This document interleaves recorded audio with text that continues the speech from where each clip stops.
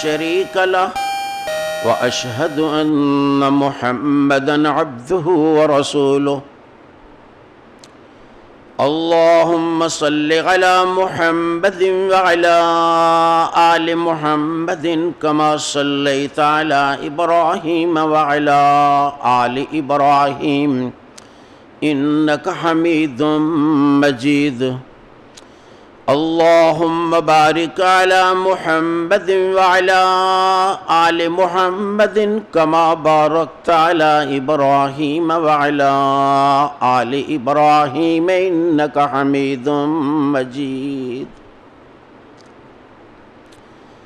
أما بعد فإن خير الحديث كتاب الله وخير الهدي هدي محمد صلى الله عليه وسلم وشر الأمور محدثاتها وكل محدثة بدعة وكل بدعة ضلالة وكل ضلالة في النار.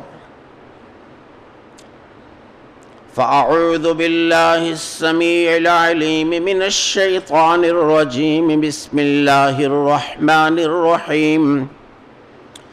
يا بني آدم قد أنزلنا عليكم لباسا يواري سوآتكم وريشا ولباس التقوى ذلك خير ذلك من آيات الله لعلهم يذكرون.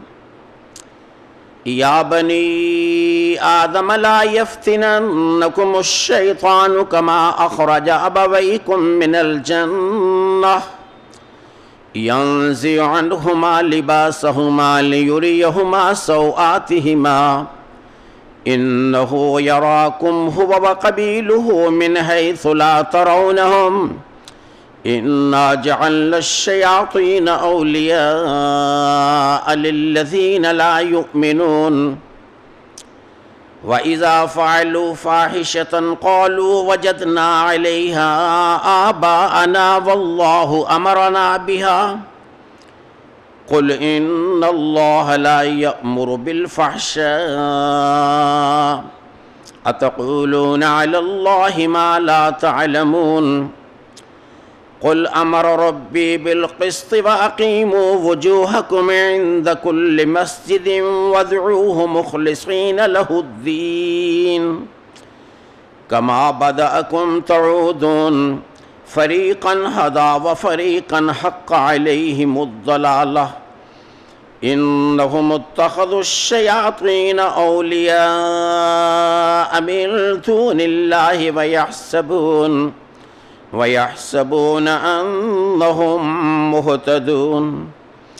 يا بني آدم خذوا زينتكم عند كل مسجد وكلوا واشربوا ولا تسرفوا إنه لا يحب المسرفين.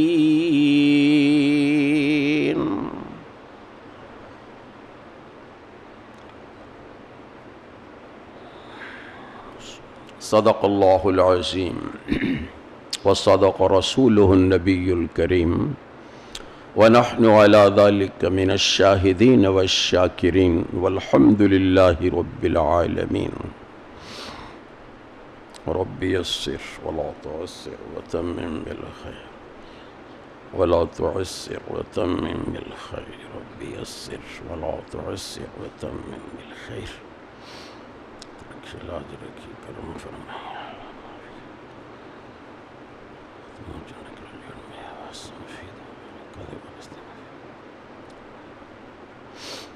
اللہ تعالیٰ نے اس دنیا دے اندر بے شمار مخلوقات پیدا فرمائی ہیں. ان میں سے بہت سی مخلوقات تو نظر آتی ہیں، بہت سی مخلوقات ہمیں نظر نہیں آتی، لیکن انہیں بھی تسلیم کرنا پڑتا ہے. انسان نظر آتے ہیں، جانور نظر آتے ہیں، پرندے نظر آتے ہیں، حتیٰ کہ سمندروں میں بھی مچھلیاں وغیرہ نظر آتی ہیں، لیکن کچھ ایسی مخلوقات بھی اس دنیا میں اللہ نے پیدا فرمائی ہیں جو نظر نہیں آتی، مثلا فرشتے۔ کسی نے فرشتہ نہیں دیکھا ہوگا، جناب رسول اللہ صلی اللہ علیہ وسلم فرشتوں کو دیکھا کرتے تھے، ان کی اصلی حالت میں بھی اور دوسری حالات میں بھی۔ اسی طرح جن، یہ بھی ایک ایسی مخلوق ہے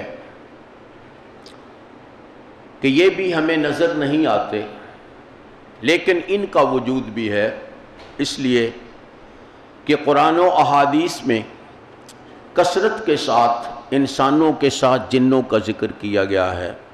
یا معشر الجن والانس ان استطعتم ان تنفذوا من اقطار السماوات والارض فانفذوا، فرمایا ہے جنوں اور انسانوں،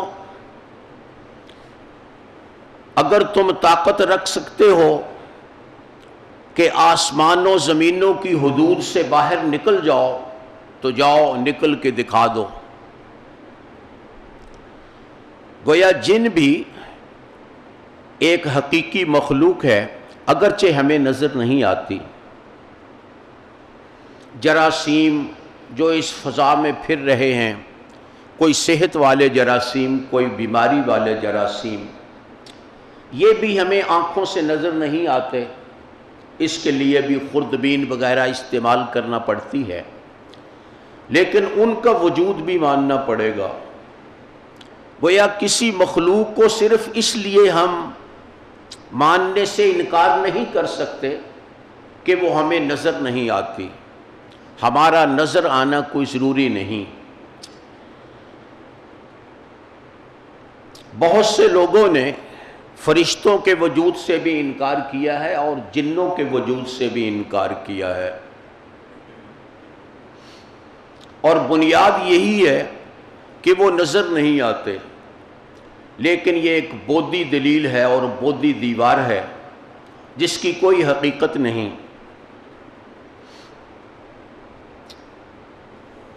اللہ تعالیٰ اور اس کے رسولوں نے ہمیں فرشتوں اور جنوں کے بارے میں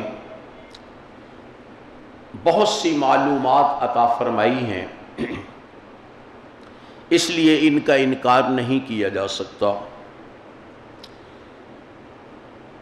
فرشتے یہ بہت پہلے سے مخلوق ہیں، ان کے بعد پھر جن پیدا کیے گئے، ان کے بعد پھر انسان پیدا کیے گئے۔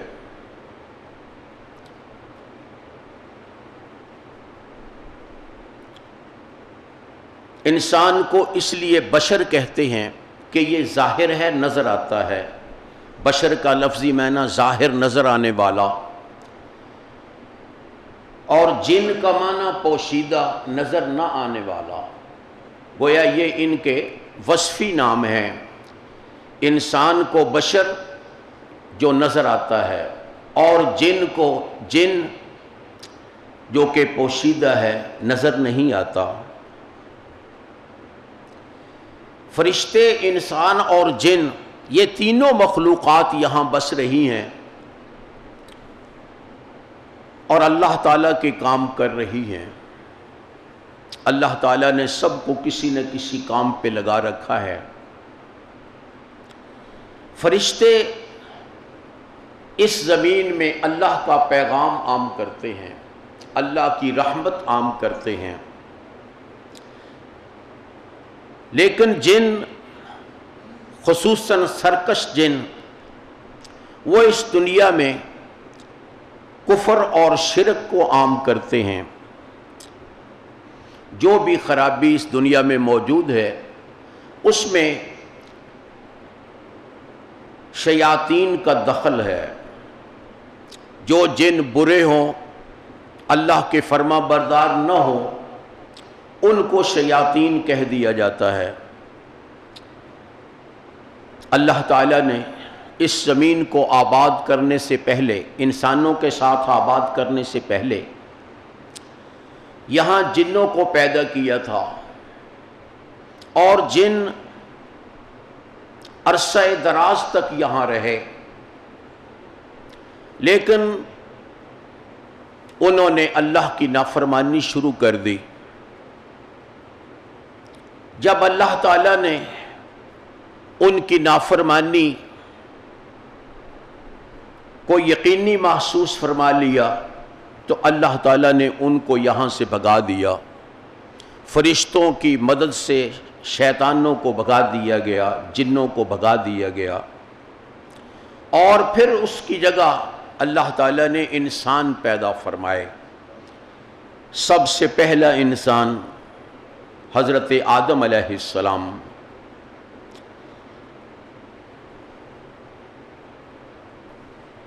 حضرت آدم علیہ السلام سے پہلے چونکہ جن تو موجود تھے، اور وہ انسان کو اپنا حریف سمجھتے تھے کہ یہ ہمارے حریف ہیں، ہم تھے اس دنیا کے مالک، لیکن ہمیں نکال کر یہاں انسانوں کو آباد کیا گیا، لہٰذا یہ انسان ہمارے دشمن ہیں۔ یہ جنوں کا عمومی رویہ تھا۔ اسی بنا پر ابلیس نے انکار کیا آدم علیہ السلام کو سجدہ کرنے سے۔ وہ سجدہ حقیقی تھا یا مجازی وہ الگ بات ہے۔ ابلیس نے اسی بنیاد پر انکار کر دیا سجدہ کرنے سے کہ میں اس کو اپنا دشمن سمجھتا ہوں، میں اپنے آپ کو اس سے افضل سمجھتا ہوں، اس لیے میں اسے سجدہ نہیں کروں گا۔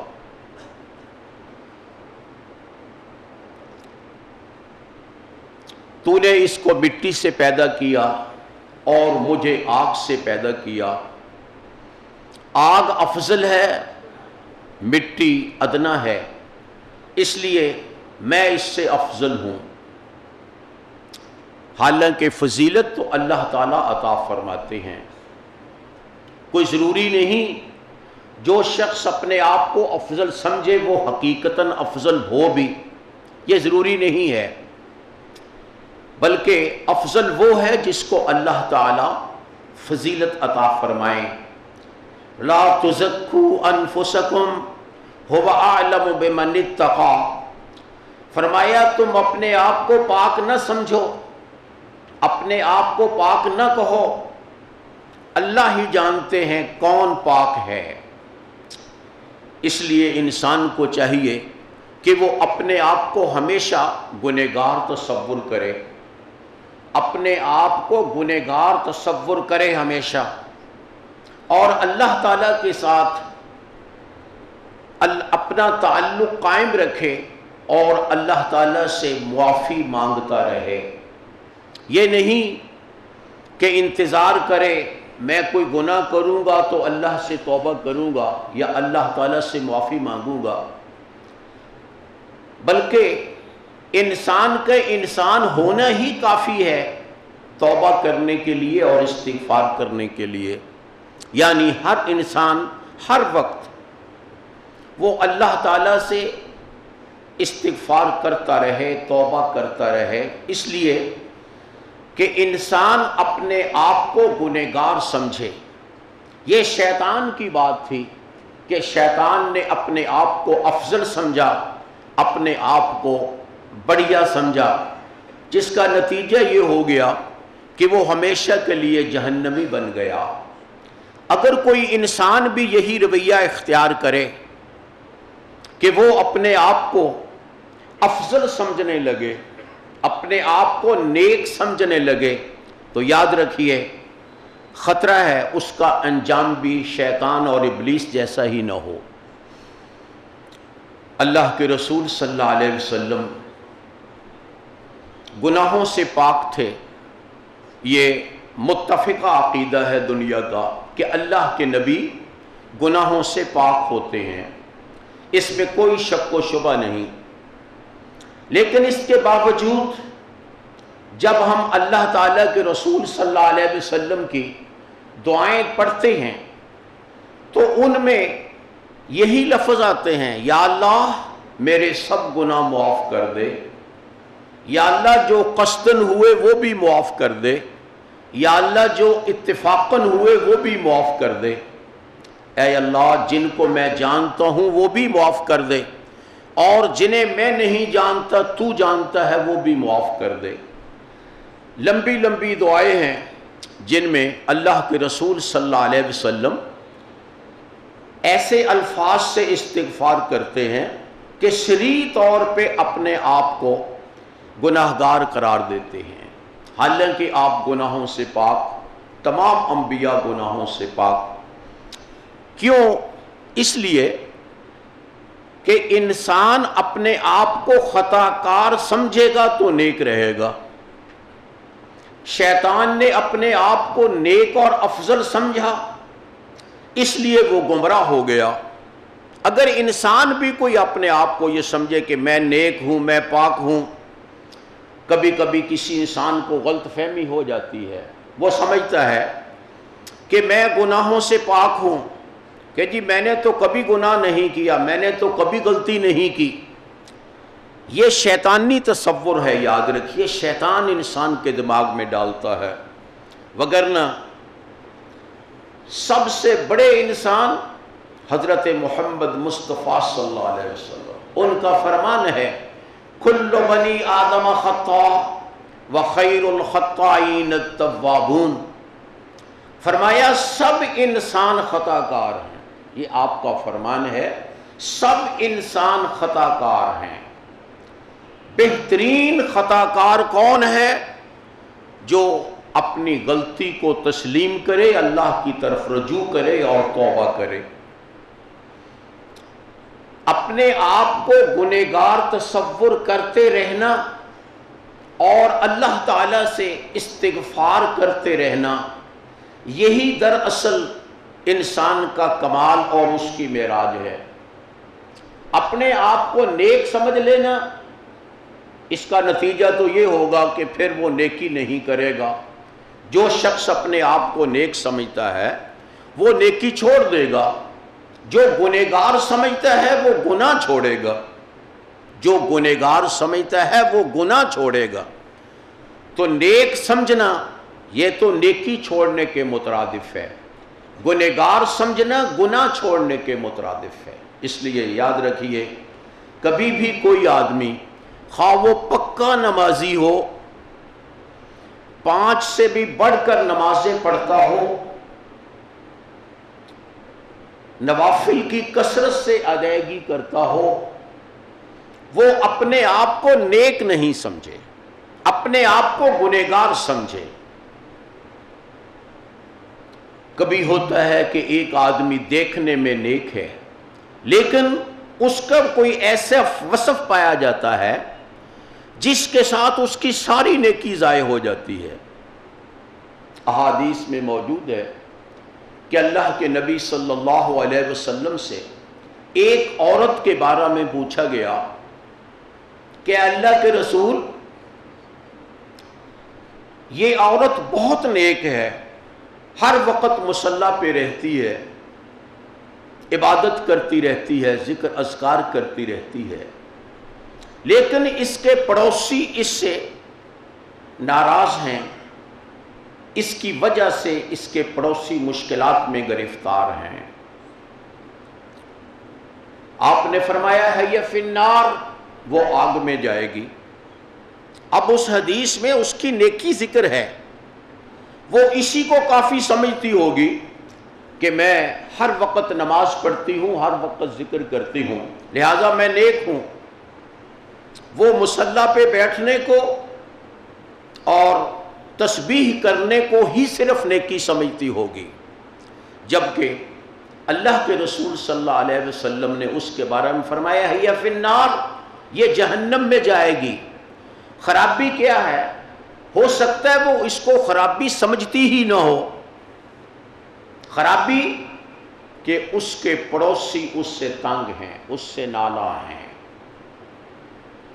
واللہ عالم، وہ اپنے آپ کو نیک سمجھنے کی بنا پر پڑوسیوں سے بدسلوکی کرتی تھی، یا ویسے ہی بعض کی عادت ہوتی ہے اس لیے انسان اپنے آپ کو نیک نہ سمجھے. ممکن ہے کوئی ایسی خرابی اس میں پائی جا رہی ہو جس کو وہ خرابی نہیں سمجھتا، لیکن وہ خرابی کئی خرابیوں کی بنیاد ہے، بلکہ یوں کہیے کہ وہ خرابی بہت سی نیکیوں کو ختم کرنے کا سبب ہے. لیکن وہ سمجھتا ہے کہ میں نیک ہوں، مجھ میں کوئی خرابی نہیں. اب ایک شخص اپنے نوکروں سے لڑتا جھگڑتا ہے، نوکروں کے ساتھ بدتمیزی کرتا ہے، یہ سمجھ کر کہ میں ہوں ان کو تنخواہ دینے والا، لہذا مجھے حق ہے میں ان کو برا بھلا کہوں، میں ان سے بدتمیزی کروں. وہ سمجھتا ہے کہ نوکر مجھ سے بدتمیزی نہ کرے، میں جو بھی کروں وہ ٹھیک ہے. اب ہو سکتا ہے کوئی آدمی اسے ہی نیکی سمجھتا ہو کہ میں نماز پڑھتا ہوں، قرآن مجید پڑھتا ہوں، روزے رکھتا ہوں، نوافل ادا کرتا ہوں، صدقہ خیرات کرتا ہوں، لیکن اس کو اپنی اس خرابی کا علم ہی نہ ہو کہ میرے نوکر، میرے ملازم وہ مجھ سے تنگ ہیں، میرے ملازم مجھ سے تکلیف میں ہیں، تو وہ سمجھے گا میں نیک ہوں. حقیقتاً اس کی ساری نیکیاں اس کی یہ بدتمیزیاں لے جائیں گی. ایک آدمی آپ کے پاس آیا، اے اللہ کے رسول، میرے نوکر ہیں، وہ مجھ سے جھوٹ بولتے ہیں، وہ خیانت کرتے ہیں، کام چوری کرتے ہیں، میں ان کو مارتا ہوں، جھڑکتا ہوں، گالی گلوچ کرتا ہوں، اب میرا اور ان کا کیا حساب ہوگا؟ اللہ کے رسول صلی اللہ علیہ وسلم نے فرمایا، جو انہوں نے تجھ سے چوری کی، تیرے نوکروں نے جو تجھ سے چوری کی، جو بددیانتی کی، جو بدعنوانی کی، جو جھوٹ بولا، وہ بھی اللہ تعالیٰ ایک پلڑے میں رکھ دیں گے، اور جو تو ان سے سلوک کرتا ہے وہ دوسرے پلڑے میں رکھ دیا جائے گا. تو انہیں گالیاں دیتا ہے، تو انہیں بدتمیزی کے ساتھ بلاتا ہے، تو ان کو مارتا پیٹتا ہے، یہ دوسرے پلڑے میں رکھ دیا جائے گا. جون سا پلڑا بھاری ہو گیا؟ فرمایا اگر تو ان کی بدعنوانی، ان کے جھوٹ اور ان کی کام چوری والا پلڑا بھاری ہوا تو پھر تو تجھے ان پہ فضیلت حاصل ہو جائے گی مجموعی طور پر. لیکن اگر تیری بد زبانی والا پلڑا بھاری ہو گیا تو پھر ان کو تجھ پہ فضیلت دی جائے گی اور تیری نیکیاں ان کو بانٹ دی جائیں گی. وہ شخص رونے لگا، سر پیٹنے لگا کہ پھر تو میں مارا گیا. کیونکہ عموماً ایسا ہوتا ہے کہ جو شخص اپنے آپ کو مالک سمجھتا ہے، آقا سمجھتا ہے، وہ سمجھتا ہے کہ مجھے بدتمیزی کی بھی اجازت ہے. نوکروں کے ساتھ بدتمیزی، نوکروں سے ضروری نوکر ہی مراد ہو، ماتحت پورا عملہ جو ہے، کسی افسر کے ماتحت عملہ، یہ بھی نوکر ہی ہوتے ہیں. وہ سمجھتے ہیں کہ شاید ہمیں ان کے ساتھ بدتمیزی کی اجازت ہے، ہم ان کو گالی دے لیں کوئی بات نہیں، ہم ان کو بلا وجہ جھڑک لیں کوئی بات نہیں. لیکن اللہ تعالیٰ کے ہاں یہ انصافی نہیں چلے. اللہ تعالیٰ اس ناانصافی کو پسند نہیں کریں گے. اللہ تعالیٰ تو ہر چیز کو پورا پورا تولیں گے، پورا پورا تولا جائے گا. لا تظلم نفس شیئا، فرمایا کسی بھی شخص پر کچھ بھی زیادتی نہیں ہوگی، اس کے گناہوں میں کمی نہیں ہوگی. لا یخاف ظلم ولا بخسا، اور کمی بھی نہیں ہوگی، نیکیوں میں کمی نہیں ہوگی، برائیوں میں اضافہ نہیں ہوگا، صرف اور صرف انصاف ہوگا. تو بہت سی ایسی برائیاں ہیں جن کو ہم برائی نہیں سمجھتے لیکن وہ ہم میں پائی جاتی ہیں. ہم اپنے آپ کو نیک سمجھتے رہیں تو اس کا نتیجہ کیا ہوگا کہ وہ برائیاں ہم سے نکلیں گی نہیں، معافی ہم مانگیں گے نہیں، اپنے آپ کو نیک جو سمجھتے ہیں، اور اس طرح ہم جہنم رسید ہو جائیں گے۔ ہاں، جو شخص اپنے آپ کو گنہگار سمجھتا ہے وہ اپنے نوکروں سے بھی معافی مانگ لیتا ہے، اپنے ماتحتوں سے بھی معافی مانگ لیتا ہے، اگر اس سے کوئی زیادتی ہو گئی تو معافی مانگ لیتا ہے کہ بھی میں نے غلطی کی ہے، مجھے معاف کر دو یا مجھ سے بدلہ لے لو۔ جو اپنے آپ کو خطاوار سمجھے گا وہ اپنی خطا کا علاج کرے گا، جس کے نتیجے میں اس کی خطائیں ختم ہو جائیں گی۔ معافی مانگ لی، متعلقہ شخص نے معاف کر دیا تو اللہ تعالیٰ بھی معاف فرما دیتے ہیں۔ اگر متعلقہ شخص معاف کر دے تو اللہ تعالیٰ بھی معاف فرما دیتے ہیں، لیکن اگر متعلقہ شخص سے معافی نہ مانگی یا اس نے معافی نہ دی تو پھر اللہ تعالیٰ بدلہ دلوائیں گے اس کو، وہاں انصاف ہے۔ تو یہ بہت سی ایسی برائیاں ہیں جو ہم میں پائی جاتی ہیں، لیکن ہم سمجھتے ہیں یہ برائیاں ہیں نہیں۔ پھر ہم جو نیکیاں کرتے ہیں ان نیکیوں میں بھی ہم 100% کما حقہ نیکی نہیں کر سکتے۔ ہم نماز پڑھتے ہیں، اللہ کا فضل ہے، الحمدللہ نماز پڑھتے ہیں، لیکن میں بھی اور آپ بھی دیکھیں کہ کیا ہماری نماز وہ کما حقہ ہوتی ہے جیسے ہونی چاہیے؟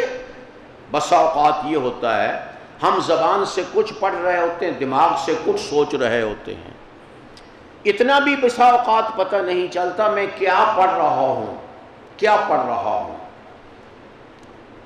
تو اب دیکھنے والا تو یہی سمجھتا ہے کہ بھی نیک آدمی ہے، نمازی ہے، اور واقعتاً ٹھیک ہے، لیکن حقیقت کیا ہے؟ حقیقت یہ ہے الذین هم عن صلاتهم ساہون فویل للمصلین الذین هم عن صلاتهم ساہون۔ فرمایا بہت سے نمازی ہیں جن کے لیے ہلاکت ہوگی، تباہی ہوگی۔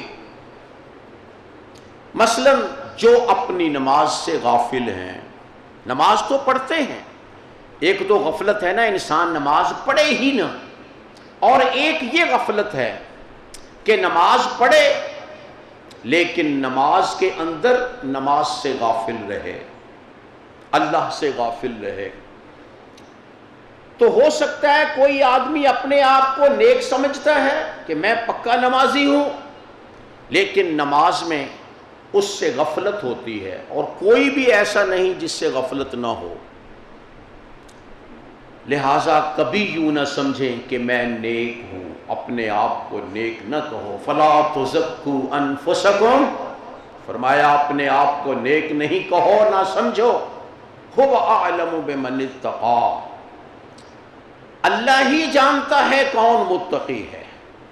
اللہ کے رسول صلی اللہ علیہ وسلم دعا کی فرمایا کرتے تھے، اللہم آت نفسی تقواہا وزکھا فانت خیر من زکاہا۔ یا اللہ میرے نفس کو پاک کر دے، میرے نفس کو تقوی عطا فرما دے، میرے نفس کو پاک کر دے، تو ہے پاک کرنے والا، بہترین پاک کرنے والا۔ تو یہ اللہ کے رسول صلی اللہ علیہ وسلم فرما رہے ہیں، جو کہ ہمیشہ سے پاک ہیں، جو کہ اللہ کے فضل سے معصوم ہیں، لیکن اس کے باوجود آپ یہ فرماتے ہیں۔ اللہ کے رسول صلی اللہ علیہ وسلم فرماتے ہیں کہ میں ایک ایک مجلس میں 100 دفعہ اللہ سے بخشش طلب کرتا ہوں، ایک ایک مجلس میں بیٹھے بیٹھے اللہ تعالیٰ سے 100 دفعہ استغفار کرتا ہوں۔ گناہ نہیں ہے، گویا گناہ کا انتظار نہ کریں، میں گناہ کروں گا پھر توبہ کروں گا، گناہ کروں گا پھر معافی مانگوں گا۔ ہو سکتا ہے انجانے میں کتنے ہی گناہ ہو رہے ہوں، انجانے میں کتنے ہی گناہ ہو رہے ہیں، اس لیے ہر وقت انسان استغفار کرے، ہر وقت۔ کہ اس کے بغیر انسان کے لیے کوئی چارہ کار نہیں ہے، ہر وقت استغفار۔ اس لیے اللہ کے رسول صلی اللہ علیہ وسلم نماز کے بعد السلام علیکم ورحمۃ اللہ پڑھنے کے بعد اللہ اکبر، پھر استغفر اللہ استغفر اللہ استغفر اللہ، گویا نماز پڑھنے کے فوراً بعد استغفار شروع کر دی ہے۔ کیا مطلب؟ کہ یا اللہ میں نے نماز تو پڑھی ہے، اب اللہ جانے اس میں کتنی کمی کوتاہی رہ گئی، یا اللہ مجھے معاف کر دے، مجھے معاف کر دے۔ حضرت ابراہیم علیہ السلام نے بیت اللہ بنایا، بڑا نیک کام تھا، خالص اللہ کا کام، بیت اللہ بنایا، لیکن ڈر اس بات کا ہے کوئی کمی نہ ہو جائے، ساتھ ساتھ پڑھتے پھرتے ہیں ربنا تقبل منا انک انت السمیع العلیم، یا اللہ قبول کر لینا، یا اللہ قبول کر لینا، وتب علینا انک انت التواب الرحیم، یا اللہ غلطی کوتاہی معاف کر دینا، تو ہے تواب الرحیم۔ گویا نبی جن کے بارے میں یقین ہے کہ وہ معصوم بھی ہیں اور سب سے اچھی نیکی کرنے والے بھی ہیں، وہ نیکی سے فارغ ہوتے ہی یا نیکی کے دوران وہ معافیاں مانگتے رہتے ہیں اللہ تعالیٰ سے۔ حضرت ابراہیم علیہ السلام اور حضرت اسماعیل علیہ السلام کی دعا تو اللہ نے قرآن مجید میں نقل فرمائی ہے۔ اس لیے کوئی آدمی کتنی بڑی نیکی کرے پھر بھی اپنے آپ کو نیک نہ سمجھے، بلکہ یہی سمجھے کہ مجھ سے یہ نیکی کما حقہ ادا نہیں ہوئی، لہٰذا معافی مانگے، لہٰذا معافی مانگے۔ ویسے بھی اللہ تعالیٰ کو وہ شخص محبوب لگتا ہے جو اللہ سے مانگتا رہتا ہے، جو اللہ سے مانگتا ہے وہ اللہ کو محبوب لگتا ہے، اور جو اللہ سے نہ مانگے کہ مجھے کوئی ضرورت تو نہیں، کیا مانگنا ہے، اللہ تعالیٰ اس سے ناراض ہوتے ہیں، کیونکہ یہ تکبر کی نشانی ہے۔ اللہ سے نہ مانگنا یہ تکبر کی نشانی ہے، اور اللہ سے مانگنا یہ عاجزی، تضرع، خشوع و خضوع کا نام ہے۔ اس لیے انسان معافی مانگنے کے لیے، توبہ کرنے کے لیے گناہ کا انتظار نہ کرے کہ گناہ کروں گا پھر توبہ کروں گا پھر معافی مانگوں گا، نہیں، نیکی کر کے بھی اللہ سے معافی مانگی جائے، نیکی کر کے بھی اللہ کی طرف رجوع کیا جائے اور توبہ کی جائے۔ یہ ہے دراصل حضور اکرم صلی اللہ علیہ وسلم کا طرز عمل۔ گویا اس طریقے سے انسان اللہ کے ساتھ جڑا رہے گا، یہ فائدہ بھی ہے، اس طریقے سے انسان اللہ کے ساتھ جڑا رہے گا۔ کسی چیز کی ضرورت ہو نہ ہو اللہ سے مانگتے رہیں، اللہ سے مانگتے رہیں، نہیں بھی ضرورت تو کوئی بات نہیں، مانگیں، پھر بھی مانگیں۔ اب اللہ کے رسول صلی اللہ علیہ وسلم لمبی لمبی دعائیں کرتے تھے، یا اللہ جنت عطا فرمانا، جہنم سے بچانا، یا اللہ فلاں فلاں، یہ جتنی بھی دعائیں آپ سے منقول ہیں وہ تمام دعائیں کرتے تھے باوجود اس کے کہ آپ کو یہ چیزیں پہلے سے حاصل تھیں۔ اس لیے ہر وقت اللہ سے ہر چیز مانگی جائے۔ ربنا آتنا فی الدنیا حسنۃ وفی الآخرۃ حسنۃ وقنا عذاب النار، یہ اللہ نے نیک لوگوں کی خصلت بتلائی ہے۔ گویا اللہ سے مانگتے رہنا، ضرورت ہو نہ ہو اللہ سے مانگتے رہنا۔ انت الغنی ونحن الفقراء، مولا تو ہے بے پرواہ، ہم بے پرواہ نہیں ہو سکتے، مولا ہم تو فقیر ہیں تیرے، محتاج ہیں تیرے۔ اور اللہ سے مانگتا رہے، بغیر گناہ کے اللہ سے معافی مانگتا رہے، بغیر ضرورت کے اللہ سے چیزیں مانگتا رہے، اللہ سے صحت مانگتا رہے۔ یہ بھی یاد رکھیں، صحت مانگنے کے لیے بھی انتظار نہ کریں کہ میں بیمار ہوں گا پھر کہوں گا یا اللہ صحت دے، نہیں، بلکہ ہر وقت اللہ تعالیٰ سے صحت مانگی جائے، ہر وقت۔ جسم میں کوئی خرابی نہیں ظاہری طور پر، ڈاکٹر کہتے ہیں 100% فٹ ہے یہ شخص، اس کے کسی عضو میں خرابی نہیں، پھر بھی کہیں یا اللہ صحت عطا فرما، یا اللہ صحت عطا فرما۔ یہ ہے دراصل اللہ سے تعلق کی بات۔ جب آدمی پھنس گیا، گناہ کر لیا، اب معافی مانگتا ہے، جب بیمار ہو گیا اب صحت مانگتا ہے، پھر تو اس کی مجبوری ہے۔ یہ کوئی فضیلت تو نہ ہوئی، یہ کوئی فضیلت تو نہیں ہے۔ فضیلت کیا ہے؟ بغیر گناہ کے اللہ سے معافی مانگے اور پوری صحت کی حالت میں اللہ تعالیٰ سے صحت مانگے۔ اللہ کے رسول صلی اللہ علیہ وسلم ایک دفعہ ایک صحابی کی عیادت کو گئے، وہ بہت زیادہ بیمار ہو گئے تھے۔ حدیث میں آتا ہے گویا کہ چوزا ہے، ایک چوزے کی طرح کمزور ہو گئے۔ آپ جب پہنچے اس کی حالت دیکھی تو آپ نے فرمایا اللہ کے بندے تو اللہ سے صحت نہیں مانگا کرتا تھا؟ یعنی جب تو تندرست تھا اللہ سے صحت نہیں مانگا کرتا تھا؟ اس کا مطلب کیا ہوا کہ بیمار ہونے سے پہلے اللہ سے صحت طلب کرے، نہ کہ انتظار کرے بیمار ہوں گا پھر دعا کروں گا۔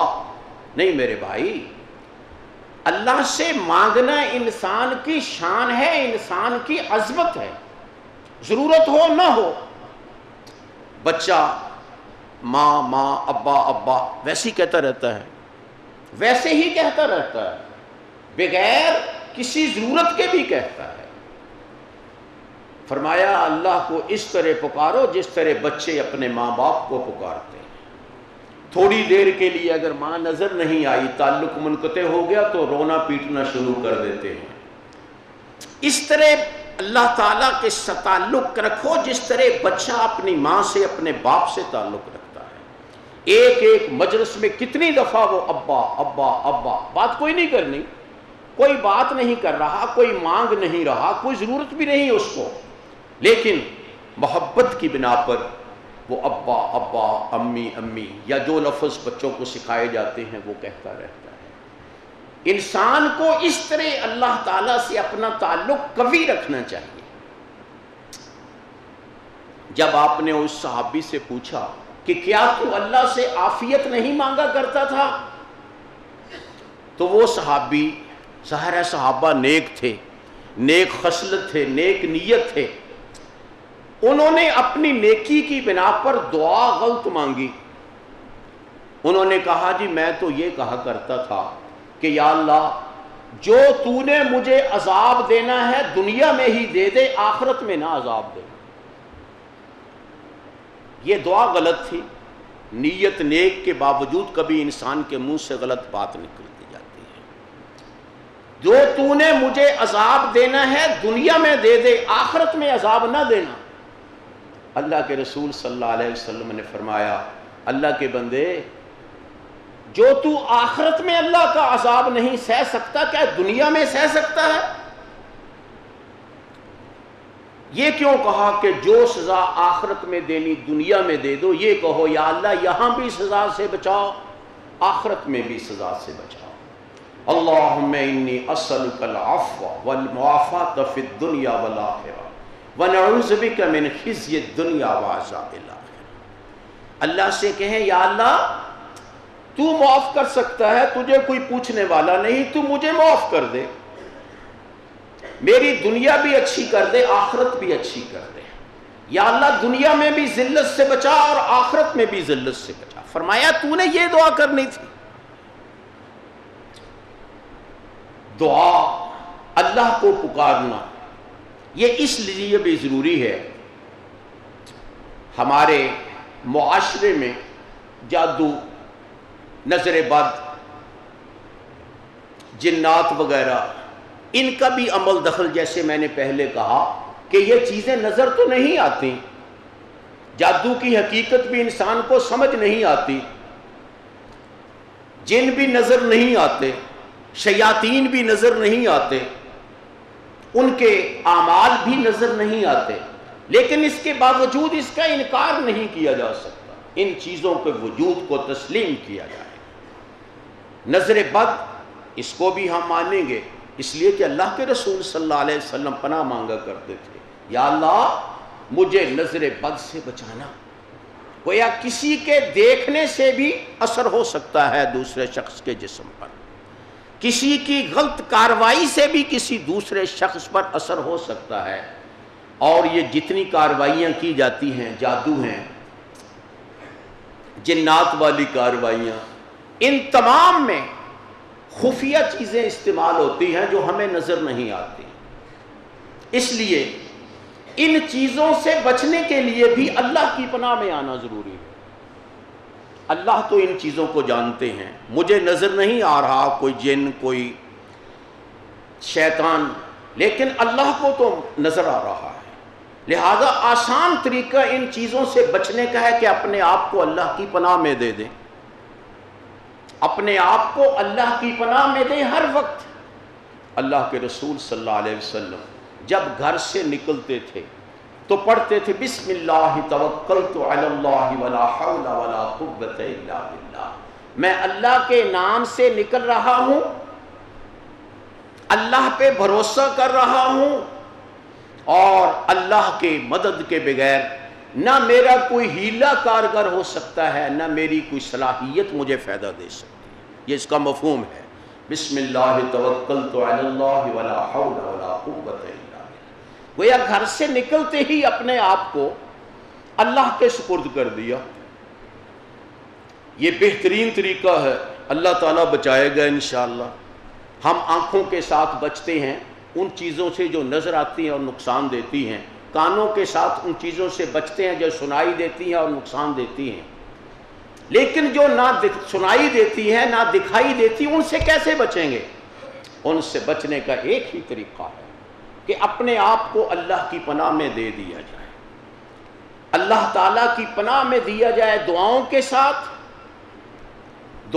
ساتھ جو اللہ کے رسول صلی اللہ علیہ وسلم نے سکھلائی ہے۔ مثلا یہ دعا میں نے آپ کو پڑھ کے سنائی ہے، یہ ہم جب بھی گھر سے پاؤں باہر رکھیں، بسم اللہ توکلت علی اللہ ولا حول ولا قوت الا باللہ۔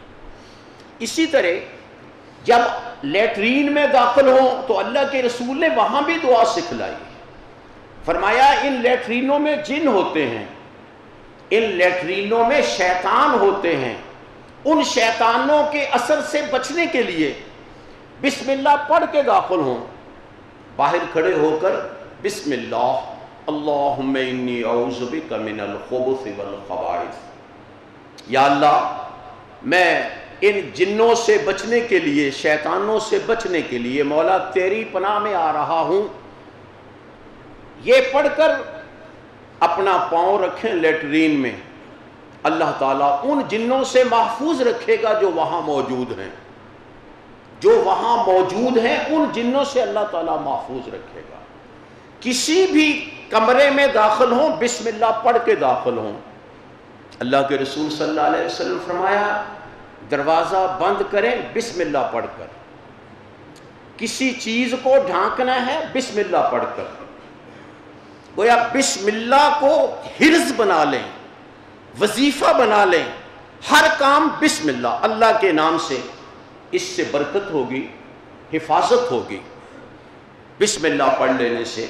فرمایا جس دروازے کو بسم اللہ پڑھ کے بند کیا جائے اسے شیطان نہیں کھول سکتا، جس دروازے کو بسم اللہ پڑھ کے بند کیا جائے اسے شیطان نہیں کھولے گا، اللہ تعالیٰ اس میں اتنی قوت نہیں دیں گے۔ کسی کھانے پینے والی چیز کو ڈھانکنا ہے تو ڈھانکتے ہوئے بسم اللہ پڑھ کے ڈھانکیں، فرمایا شیطان اس میں کوئی خرابی نہیں کر سکے گا، وگرنہ اگر شیطان ہمارے کھانے میں کوئی خرابی ڈال دے، ہمیں تو نظر نہیں آتا، تو نقصان تو ہمیں ہی ہوگا۔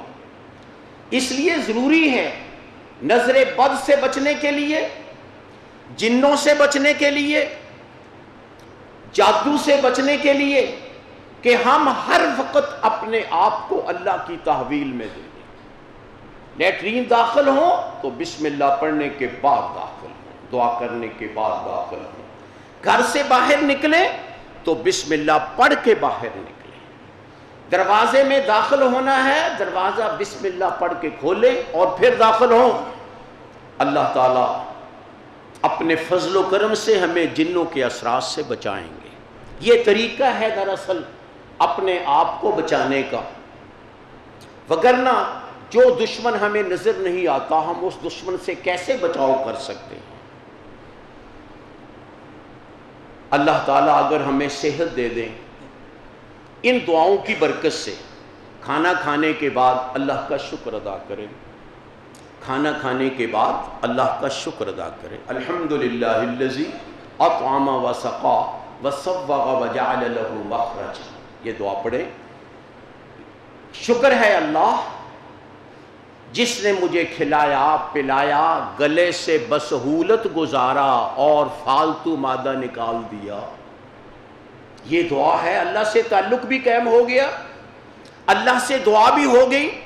انشاءاللہ وہ شخص پیٹ کی بیماریوں سے محفوظ رہے گا جو معمول بنائے اس بات کو، بسم اللہ پڑھ کے کھانا شروع کرے اور کھانے سے فارغ ہو کر الحمدللہ الذی اطعم وسقا وصوغ وجعل له مخرجا، یا اس قسم کے اور الفاظ بھی آتے ہیں، یہ پڑھے، اللہ پیٹ کی بیماریوں سے بچا لے۔ لیٹرین میں داخل ہوتے وقت دعا پڑھ کے داخل ہوں تو اللہ تعالیٰ وہاں کی بیماریوں سے ہم کو بچا لے۔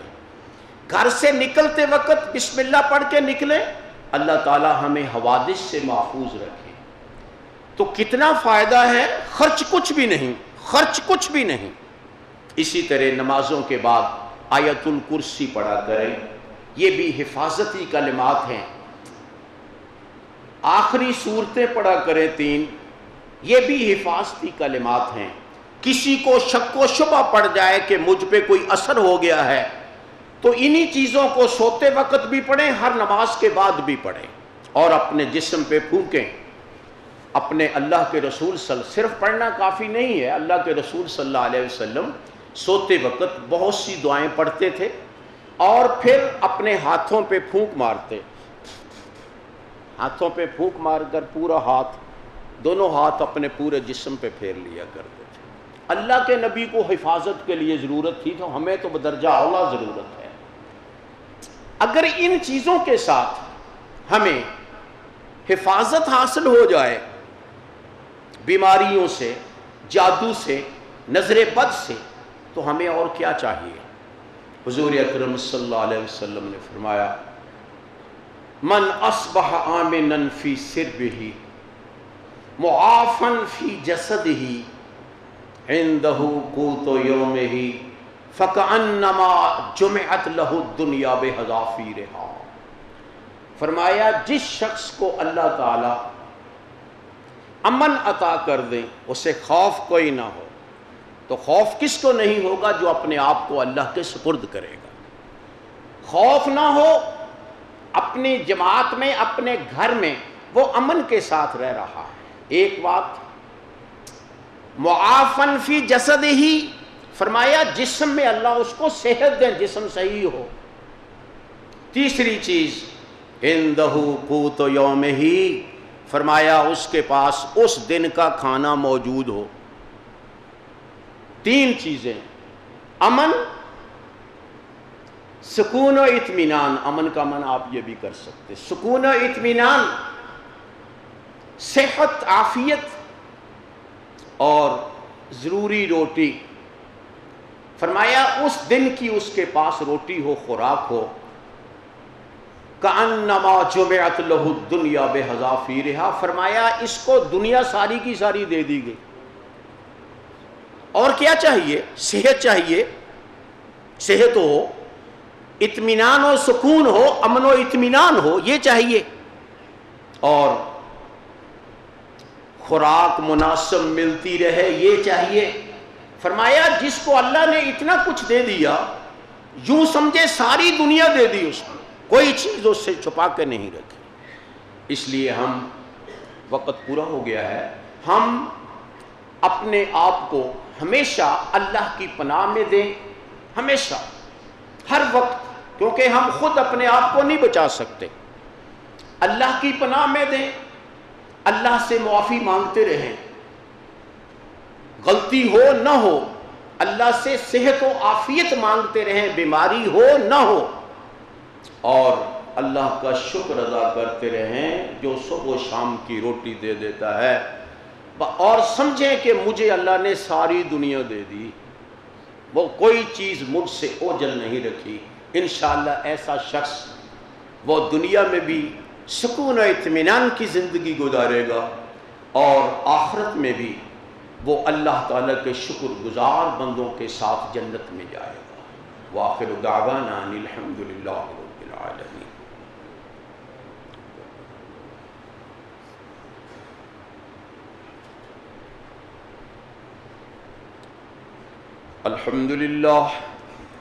الحمدللہ نحمده ونستعینه ونستغفره ونعوذ باللہ من شرور انفسنا ومن سیئات اعمالنا، من يهده الله فلا مضل له ومن يضلله فلا هادي له، واشهد ان لا اله الا الله وحده لا شريك له، واشهد ان محمدا عبده ورسوله۔ اللهم صل على محمد وعلى آل محمد كما صليت على إبراهيم وعلى آل إبراهيم إنك حميد مجيد۔ اللهم بارك على محمد وعلى آل محمد كما باركت على إبراهيم وعلى آل إبراهيم إنك حميد مجيد۔ اما بعد فإن خير الحديث كتاب الله، وخير الهدي هدي محمد صلى الله عليه وسلم، وشر الأمور محدثاتها، وكل محدثة بدعة، وكل بدعة ضلالة، وكل ضلالة في النار۔ فأعوذ بالله السميع العليم من الشيطان الرجيم، بسم الله الرحمن الرحيم۔ يا بني آدم لا يفتننكم الشيطان كما أخرج أبويكم من الجنة ينزع عنهما لباسهما ليريهما سوآتهما إنه يراكم هو وقبيله من حيث لا ترونهم إنا جعلنا الشياطين أولياء للذين لا يؤمنون۔ ربنا آتنا في الدنيا حسنة وفي الآخرة حسنة وقنا عذاب النار۔ ربنا لا تؤاخذنا إن نسينا أو أخطأنا، ربنا ولا تحمل علينا إصرا كما حملته على الذين من قبلنا، ربنا ولا تحملنا ما لا طاقة لنا به، واعف عنا واغفر لنا وارحمنا، واعف عنا واغفر لنا وارحمنا، أنت مولانا فانصرنا على القوم الكافرين۔ سبحان ربك رب العزة عما يصفون، وسلام على المرسلين، والحمد لله رب العالمين۔